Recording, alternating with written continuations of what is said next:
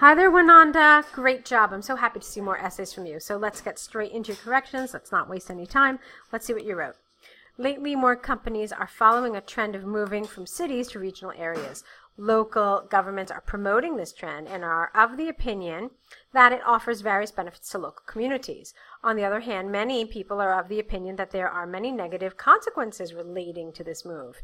This essay will discuss the advantages and disadvantages of companies relocating from larger cities to smaller towns. Beautiful. I have nothing to say about it. The only thing, just looking at this really fast, is that it seems kind of long. Did it take you about 40 minutes? I hope that you managed to stay within 40 minutes to write this essay. If you did, then great. Okay, so the introduction looks really, really good. Let's move on to the rest of the essay. Okay. The foremost advantage of firms moving to local communities are community upliftment and better infrastructure. Okay, I have a concern about this word upliftment. Let me think about it. I do have a concern about it, but let's move on. This is largely due to the fact that more people will move to regional areas and better schools, shopping centers, and service centers will have to be built in order to be able to meet the increasing demand. For example, Krugersdorp in the East Rand region of South Africa grew from a population of 5,000 people to 20,000 people 1 year after 3 factories opened in the town. Locals no longer had to go to nearby towns for shopping or send their children to boarding schools. However, 3 new shopping centers and 4 new schools opened within that year. Ultimately, smaller regions benefit greatly from firms moving their business operations to smaller towns. I wouldn't have written however here. Okay, it doesn't sound like you're actually contrasting or contradicting anything, so perhaps you needed a furthermore or additionally, something like that. It really sounded more like you were adding, not really contrasting anything. Okay, now one more thing about this paragraph. I mentioned in the beginning of the paragraph that I had a concern about the word upliftment. I will restate my concern. It is the wrong word here. Okay, it needed something better, maybe like community improvement, community development, something like that. Okay, but it does need to be a different word. Upliftment has a different meaning. All right, moving right along. On the other hand, moving businesses to smaller towns has its drawbacks. Many small towns do not have the capacity to meet the demands of larger firms. This is mainly because suppliers are taking longer to supply goods as they are no longer in close vicinity of the companies. Take, for instance, a new paper factory in the rural town Picketburg that recently had a default in one of its major machines. Specialists had to be flown in from Johannesburg to fix the problem. Moreover, the factory had to stop production for another 2 weeks while waiting on parts from Cape Town. Consequently, companies situated, this should be a D here, far from city centers could easily encounter various problems that could alter production. Lovely. Really, really nice. To conclude, if more companies move their business to regional areas, then there would be greater benefits to those people living in smaller towns. I'm of the opinion that the advantages of running businesses in smaller towns opposed to city centers far outweigh. Careful. The advantages, etc., outweigh. Okay, this is your lead noun here. So outweigh. Now, this is really lovely. I mean, it's a great essay. It's really well done. However, I want to talk to you about something that might seem like a minor thing, but it does affect your coherence and cohesion score. So take a look at this. You finally told us in the conclusion that you think that the advantages of this trend are greater than the disadvantages.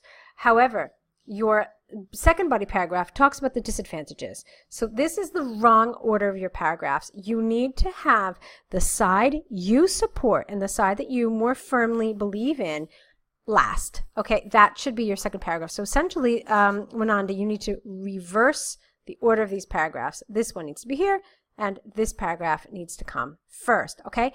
Because we talk about the side we disagree with first, and then we discuss the side that we do agree with. It makes it last in the mind of the reader more. It just gives it more weight and makes it stronger. So this is the typical order of paragraphs. Okay, now, I don't actually have how the task was written. I don't have it in front of me right now as I'm looking at your essay. I think, if I remember correctly, this does ask you to give your opinion. Okay, anytime an essay does ask you to give your opinion, even if it tells you to talk about the advantages and disadvantages and then give your opinion, please do this in the introduction. I know it, again, might seem like something minor, but it's very clearly telling you what it wants. So if that was written in this one, I would like to have known what your opinion was, because you know what happened, Wynanda? I actually didn't know what your opinion was on this topic until I got here to the very last sentence. Okay, so if it does ask for your opinion, which they usually do, even if it is advantages and disadvantages, please make a point of doing that in your introduction. Okay, so this way the examiner essentially knows where you're going. Okay, so let's go to the second essay. It's a letter. Let's see what you had to say. Hi, Dad. I can't wait to see you tomorrow. I just wanted to let you know that I need to work tomorrow afternoon and will only be able to see you tomorrow night. You can take a taxi from the airport to my house. Remember to take the N1 highway from the airport to Belleville. As you enter Belleville, there is a pharmacy on your left, and you take a left and the next roundabout. My house is 600 meters down the road on your right-hand side, 3 Garden Street. We could either go out for dinner or we could make sushi at home. There is a nice Italian restaurant around the corner which makes the best pizzas. I recently started taking cooking lessons, and last week's lesson was on making sushi, and I would love to try it at home. Okay, this is, I really, really, really like this. If I had one comment, and you're probably going to say to yourself, oh, Ellen, you're, really nitpicking. Why not have like a cohesive device here, like something even like alternatively, okay? Because you gave him the choice here, and then you said the Italian restaurant, and then all of a sudden you're going to, sushi at home. So give it some sort of glue, all right, to put all of these ideas together. So for me, the first word that comes into my mind as one that would really fit here is the word alternatively. Okay. Looking forward to spending the weekend with you. Regards, Wynanda. Okay, fine, very nice, except, the whole tone was really, really warm. It is your dad, so maybe regards is a little too formal. Perhaps you might have thought about, love or kisses, or, in a letter like this, especially considering who you're supposedly writing it to, it does seem more natural to write something like that, okay? So just keep that in mind. If it was a friend or something, or a neighbor, I would say, sure, regards. But Dad, I think love or kisses would have been probably a better choice. So, Wynanda, these were really, really great. Despite whatever, my comments are, they are really well written. So I'm really pleased with how well you're writing. I'm not sure if you have any essays left. If you do, I would love to see more essays from you and help you with, more feedback. I'd be happy because you're doing really well. However, if you are done and you're ready to take your exam, I say best of luck to you. You're doing really, really well.